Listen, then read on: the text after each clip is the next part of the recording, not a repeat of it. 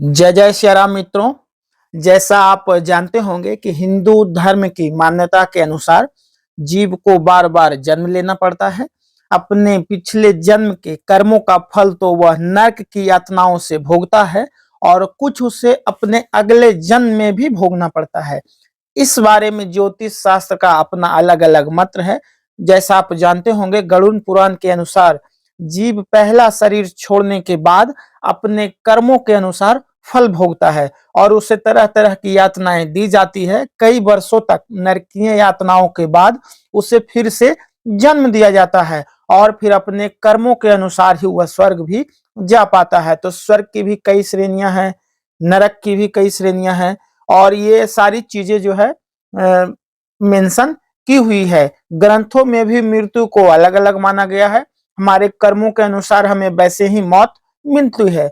ग्रंथों ने मृत्यु के ऐसे कुल 101 प्रकार माने हैं। इसमें से प्रमुख है इंद्रिय मृत्यु, यानी कि जो इंद्रिय हैं, सेंसरी ऑर्गन है, उसका जो कार्य करना है वो बंद हो जाता है। जैसे कोई व्यक्ति कोमा में चला जाए, किसी की हत्या हो जाए, दुर्घटना हो जाए, क्रोध में है या आत्महत्या हो जाए, काम क्रोध मोह काल मृत्यु कर्म मृत्यु आदि ये मुख्य हैं।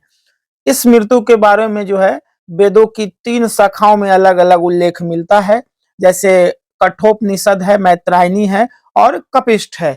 तो आज के इस वीडियो में हम लोग जानेंगे मृत्यु के वो 14 प्रकार, यानी कि ये जो रामचरितमानस और रामायण में जो है अंगद और रावण के बीच में जो संवाद है उसमें से जो है ये बताया गया है। अंगद जी ने बताया है, वहां पे एक चौपाई है और उसमें उन्होंने अंगद जी ने मृत्यु के 14 प्रकार बताए हैं। तो वो 14 प्रकार के बारे में आज इस वीडियो में हम लोग जानेंगे। दोस्तों, चैनल पे नए हैं या आपने अभी तक सब्सक्राइब नहीं किया है तो कर ले और वीडियो को लाइक भी कर दे मित्रों। तो मित्रों आइए शुरू करते हैं। ये उस वक्त का प्रसंग है जब राम रावण युद्ध चल रहा था।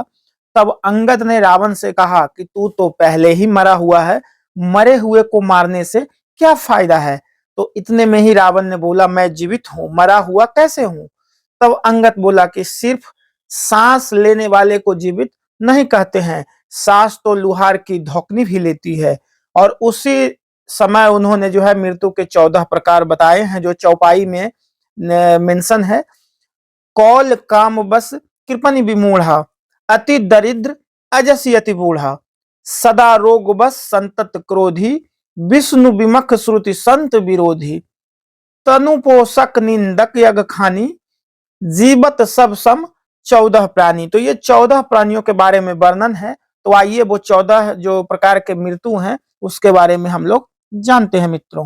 जो पहली मृत्यु बताई गई है वो कामवश है। जो व्यक्ति अत्यंत भोगी हो, काम वासना में लिप्त रहता हो, जो संसार के भोगों में उलझा हुआ हो, वह मृत के समान है, जिंदा रहते हुए भी मृत के समान है।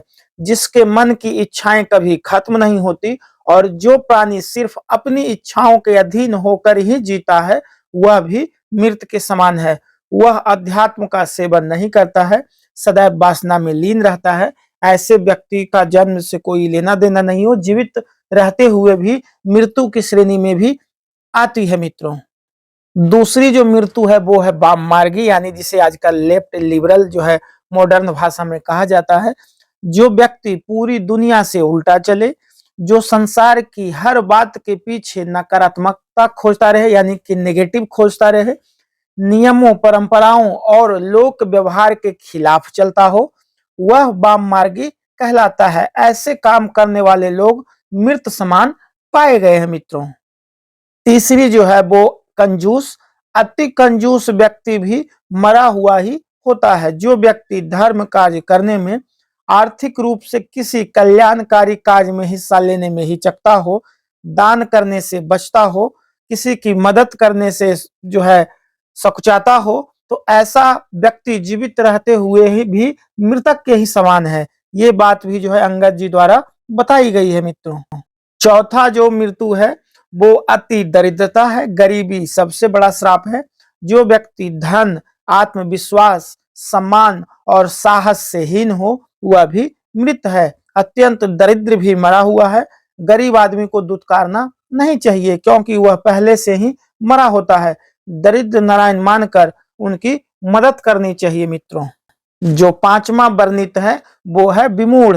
अत्यंत मूढ़ यानी मूर्ख व्यक्ति भी मरा हुआ ही होता है, जिसके पास बुद्धि विवेक ना हो, जो खुद निर्णय ना ले सके, यानी हर काम को समझने या निर्णय लेने में किसी यंत्र पर आश्रित हो, ऐसा व्यक्ति भी जीवित होते हुए मृतक के ही समान है। मूढ़ अध्यात्म को भी नहीं समझता है मित्रों। छठा जो वर्णित है वो अजसी है। जिस व्यक्ति को संसार में बदनामी मिली हुई है वह भी मरा हुआ है। जो घर परिवार कुटुंब समाज नगर राष्ट्र किसी भी इकाई में सम्मान नहीं पाता है वह व्यक्ति भी मृत के ही समान होता है मित्रों। जो सातवां वर्णित है, जो व्यक्ति सदा रोगवश रहता हो यानी व्यक्ति निरंतर रोगी रहता है वह भी मरा हुआ ही है। स्वस्थ शरीर के अभाव में मन विचलित रहता है, नकारात्मक जो निगेटिव चीजें हैं वो उस पे हावी रहती है, तो ऐसा व्यक्ति भी जो है मृत्यु ही माना जाता है, मृतक ही माना जाता है। जीवित होते हुए रोगी व्यक्ति जीवन के आनंद से हमेशा वंचित रहता है, तो ऐसे व्यक्ति को भी मृतक के समान ही माना गया है। अति बूढ़ा आठवां जो वर्णित है, अत्यंत वृद्ध व्यक्ति भी मृत समान होता है, क्योंकि वह अन्य लोगों पर आश्रित हो जाता है। शरीर और बुद्धि दोनों जो है अक्षम हो जाते हैं। ऐसे में कई बार वह स्वयं और उसके परिजन ही उसकी मृत्यु की कामना करने लगते हैं ताकि उससे इस कष्टों से मुक्ति मिल सके, तो ऐसे व्यक्ति भी मृतक के समान ही माने गए हैं। जो 9वां नंबर है वो आपका सतत क्रोधी है। 24 घंटे क्रोध में रहने वाला व्यक्ति भी मृतक समान ही है। ऐसा व्यक्ति हर छोटी बड़ी बात पर क्रोध करता है। क्रोध के कारण मन और बुद्धि दोनों ही उसके नियंत्रण से बाहर होते हैं। जिस व्यक्ति का अपने मन और बुद्धि पर नियंत्रण ना हो वह जीवित होकर भी जीवित नहीं माना जाता। पूर्व जन्म के संस्कार लेकर यह जीव क्रोधी होता है। क्रोधी अनेक जीवों का घात करता है और नरक का गामी होता है मित्रों। जो 10वां वर्णित है वो अघखानी है। जो व्यक्ति पाप कर्मों से अर्जित धन से अपना और परिवार का पालन पोषण करता है वह व्यक्ति भी मृत समान ही है। उसके साथ रहने वाले लोग भी उसी के समान हो जाते हैं। हमेशा मेहनत और ईमानदारी से कमाई करके ही धन प्राप्त करनी चाहिए। पाप की कमाई पाप में ही समा जाती है और पाप की कमाई से नीच गोत्र निगोत्र की प्राप्ति होती है मित्रों। 11वां जो है वो आपका तनु पोषक है मित्रों। ऐसा व्यक्ति जो पूरी तरह से आत्मसंतुष्टि और खुद के स्वार्थों के लिए ही जीता है, संसार में किसी अन्य प्राणी के लिए उसके मन में कोई संवेदना नहीं हो, ऐसा व्यक्ति भी मृतक समान है। जो लोग खाने पीने वाहनों में स्थान के लिए हर बात के लिए सिर्फ यही सोचते हैं कि सारी चीजें पहले हमें ही मिल जाए बाकी किसी अन्य को ना मिले, वे मृत समान ही होते हैं। ऐसे लोग समाज और राष्ट्र के लिए अनुपयोगी होते हैं। शरीर को अपना मानकर उसमें रत रहना मूर्खता है, क्योंकि यह शरीर विनाशी है, नष्ट होने वाला है मित्रों। 12वां जो है वो आपका निंदक है। अकारण निंदा करने वाला व्यक्ति भी मरा हुआ होता है, जिसे दूसरों में सिर्फ कमियां ही नजर आती है। जो व्यक्ति किसी के अच्छे काम की भी आलोचना करने से नहीं चूकता है, ऐसा व्यक्ति जो किसी के पास भी बैठे तो सिर्फ किसी न किसी की बुराई ही करे, वह व्यक्ति भी मृत समान ही होता है। पर निंदा करने से नीच गोत्र का बंद होता है, तो हमेशा चुगली करना निंदा करना से जो है बचे मित्रों, यह भी मृतक के समान ही होता है। 13वें नंबर की बात करें तो वो परमात्मा विमुख है।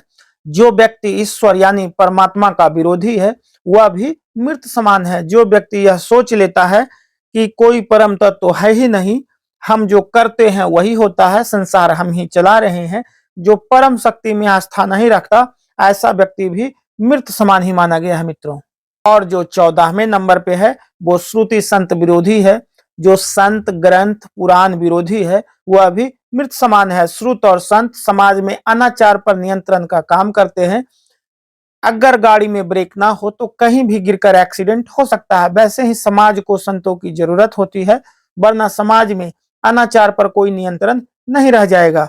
तो सारे मनुष्य को मानव को उपरोक्त जो 14 दुर्गुण है उससे यथासंभव दूर रहकर स्वयं को मृतक समान जीवित रहने से बचाना चाहिए। तो आज का ये वीडियो अच्छा लगा मित्रों तो लाइक जरूर करें, चैनल को सब्सक्राइब जरूर करें।